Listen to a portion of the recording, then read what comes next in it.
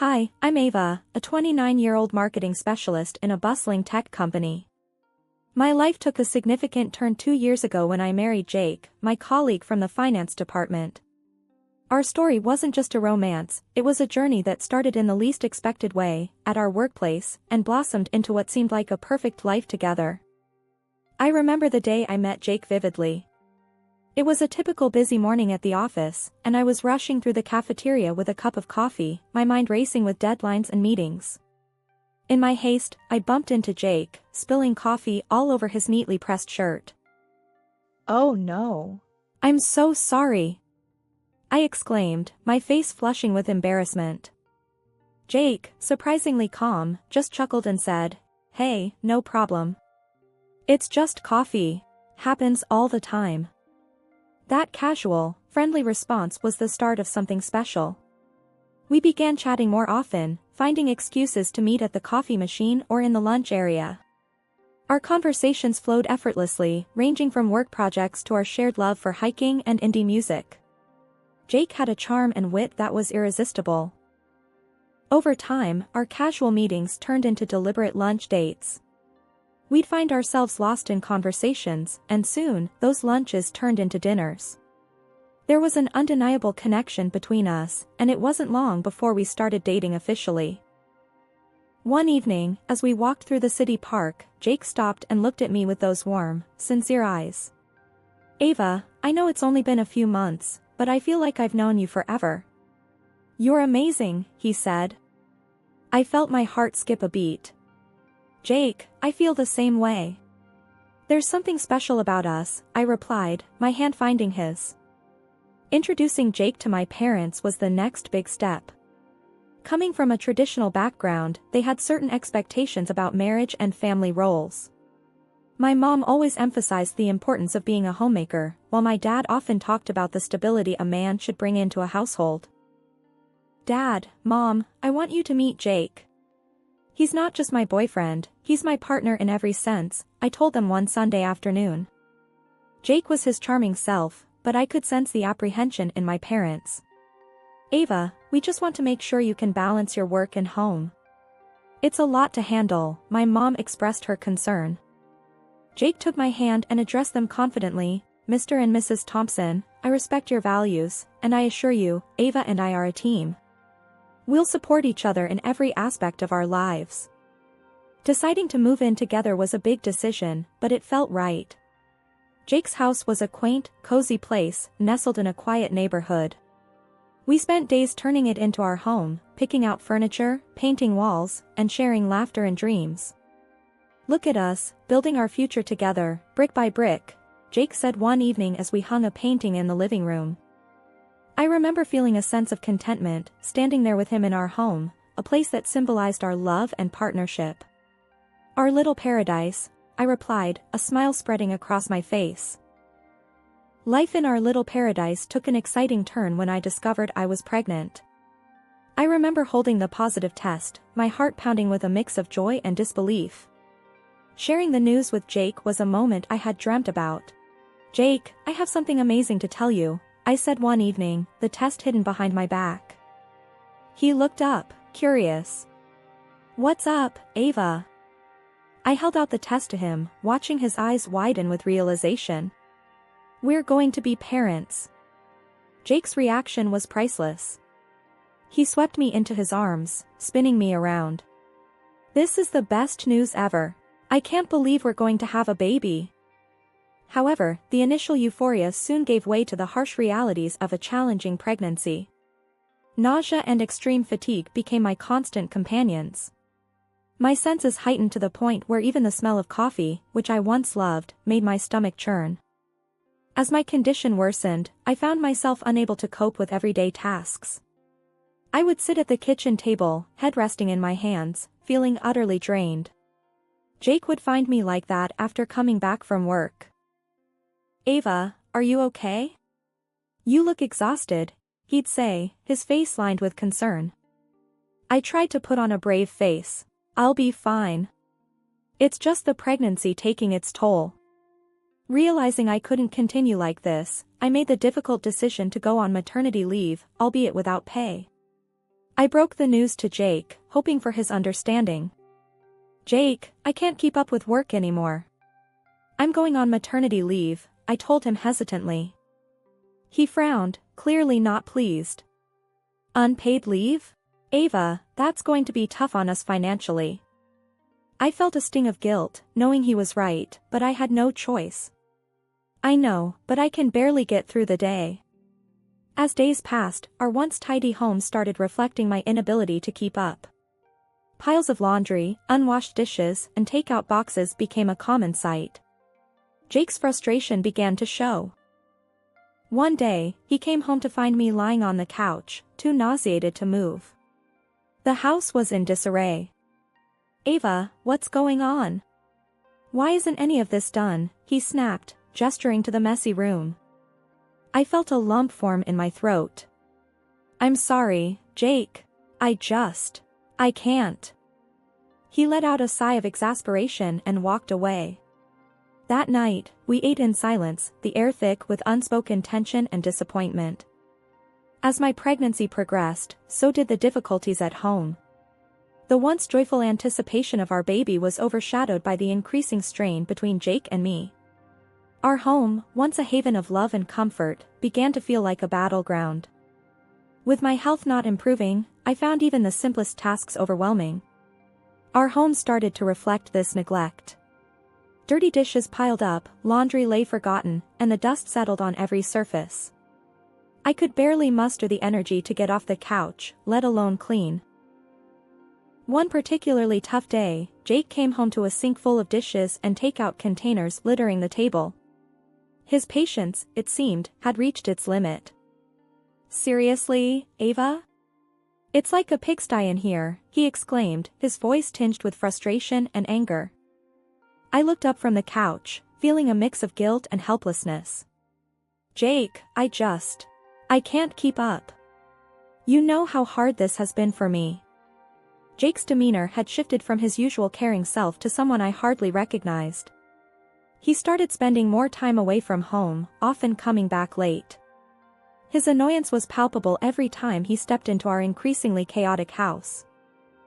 Ava, when I come home, I want to relax, not clean up this mess, he argued one evening, his tone harsh and accusing. I tried to explain, my voice weak and shaky. I understand, but I'm doing the best I can. This pregnancy is it's so hard. Things reached a breaking point one evening when I mustered all my strength to tidy up. I was halfway through doing the dishes when Jake walked in. What, now you decide to clean? A little late for that, don't you think? He said mockingly, watching me struggle. Tears welled up in my eyes. I'm trying, Jake. I'm trying so hard, I whispered, feeling utterly defeated. Jake let out a sigh of frustration and walked away, leaving me there, alone and heartbroken. The growing strain at home with Jake left me feeling isolated and desperate for support. I hoped turning to my parents, who had always been my rock, would provide some comfort. But the conversation that unfolded only added to my turmoil. I called my parents one evening, my heart heavy with the burden of my struggles. Mom, Dad, I'm really having a hard time, I began, my voice laced with hope and desperation. The pregnancy is taking a toll on me, and Jake, he doesn't understand. There was a pause on the line, a silence that felt uncomfortably long. Then my mother's voice came through, stern and unsympathetic. Ava, pregnancy is hard for every woman. You need to push through and take care of your home. That's your responsibility. I felt a surge of frustration. Mom, it's not just about pushing through. I'm sick all the time, and Jake is barely around to help. Her response was immediate and dismissive. When I was pregnant with you, I managed everything without complaining. You're not the first woman to go through this, Ava. I couldn't believe what I was hearing. But Mom, every pregnancy is different. I'm really struggling here, I tried to explain, my voice cracking. There was no empathy in her reply. You need to be a better wife, Ava. It's not Jake's job to clean and cook. You're making excuses. My father, who had been silent, finally spoke up, his voice echoing my mother's traditional views. Your mother is right, Ava. You have duties as a wife. It's important to uphold your responsibilities in your marriage. I felt a wave of helplessness wash over me. Dad, I just need a bit of understanding and support. It's really tough right now. His tone was firm, unwavering. This is part of marriage, Ava. You need to find a way to manage. The call ended with me feeling more alone than I had ever felt. The people I had looked up to my whole life, who I thought would understand, were instead imposing the same traditional pressures that were suffocating me. My struggle was dismissed as a lack of effort, my feelings invalidated. As I hung up the phone, tears streamed down my face. The support I so desperately needed was denied, leaving me feeling abandoned and misunderstood. The emotional turmoil of this conversation added another heavy layer to the already overwhelming stress of my difficult pregnancy and troubled marriage. Alone in my room, I couldn't help but feel trapped. How was I to navigate this challenging phase of my life when those closest to me turned a blind eye to my suffering? Amid the chaos of my difficult pregnancy and the mounting tension at home, a new worry began to gnaw at me. Jake's behavior had changed drastically, and I couldn't shake off the feeling that something more was going on. Jake started coming home late more often than not, his excuses vague and his demeanor distant. One evening, as he walked through the door well past midnight, I couldn't hold back my concern. Jake, it's past midnight. Where have you been? I asked, trying to keep my voice steady despite the worry in my heart. He shrugged off his coat with an air of indifference. Work stuff, Ava. You wouldn't understand. His dismissive tone stung, and I pressed on, you never used to be this late. It's happening too often. Jake avoided my gaze, his reply short and sharp. Things change, Ava. Work is demanding right now. A week later, another piece was added to the puzzle of my suspicions. Jake came home one evening, and as I leaned in to greet him, a faint but distinct scent of perfume hit me, a scent that was unfamiliar and certainly not mine. Jake, what's that smell? I asked, sniffing subtly.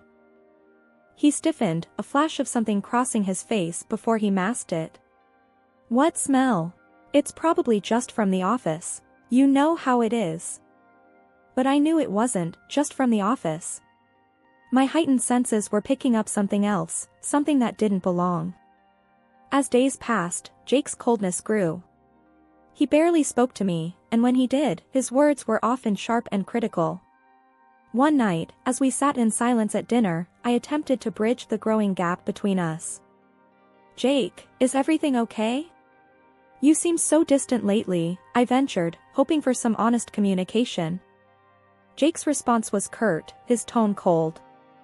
I'm fine, Ava. Just tired, that's all. His words felt like a barrier, shutting me out. The man who had once been my partner and confidant was now a stranger sitting across from me. Left alone with my thoughts, I couldn't help but feel a growing sense of dread. Was Jake seeing someone else? The late nights, the unfamiliar perfume, and his increasing indifference were pieces of a puzzle that formed a picture I was afraid to confront. The day that shattered the remnants of my fairy tale life arrived without warning. It was a quiet afternoon, and I was resting on the couch, battling the constant fatigue that had become my constant companion. The sound of the front door opening jolted me back to reality. I struggled to sit up as Jake walked in, not alone, but with a young woman beside him. She was laughing at something he said, her laughter echoing mockingly in our once peaceful home. Jake, what's going on? Who is this? I asked, my voice trembling with a mixture of confusion and fear. Jake looked at me with an expression I couldn't read. This is Lisa, he said bluntly. She works with me. Lisa glanced at me, her eyes roaming over my pregnant figure with a sneer. So, this is her, she said, her voice dripping with disdain. The atmosphere was charged with tension, and I felt a sinking feeling in the pit of my stomach. Jake, why is she here? I demanded, trying to keep my voice steady. Jake's response was like a slap in the face. Ava, I'm done with this, he said, gesturing at me with a look of disgust. I can't deal with you anymore. I've been promoted at work, and I've moved on. I felt my world crumbling around me. Moved on? What are you saying, Jake? He didn't even flinch. I'm saying it's over between us. Lisa and I are together now. I want you out of this house. Lisa's laughter rang out again, mocking my pain. Look at her, Jake. She actually thought you'd stay with her. I struggled to process the cruelty and betrayal.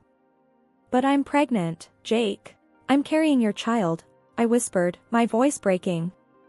His reply was cold and merciless. I don't care. It's not my problem. Pack your things and leave. They left the house together, leaving me alone, shattered, and in disbelief.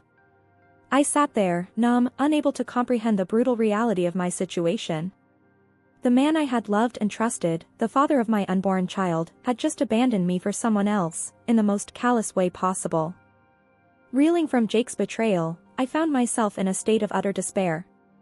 Pregnant, alone, and with nowhere to turn, I dialed my parents' number, my hands shaking and my heart heavy with a mix of fear and hope. Mom, Dad, Jake, he's left me. He was having an affair, I managed to say through tears. There was a stunned silence on the other end before my mother's voice, cold and disapproving, filled the line. Ava, you must have done something to drive him away. A man doesn't just leave without a reason. Her words were like daggers to my heart. Mom, how can you say that? He brought another woman into our home and told me to leave.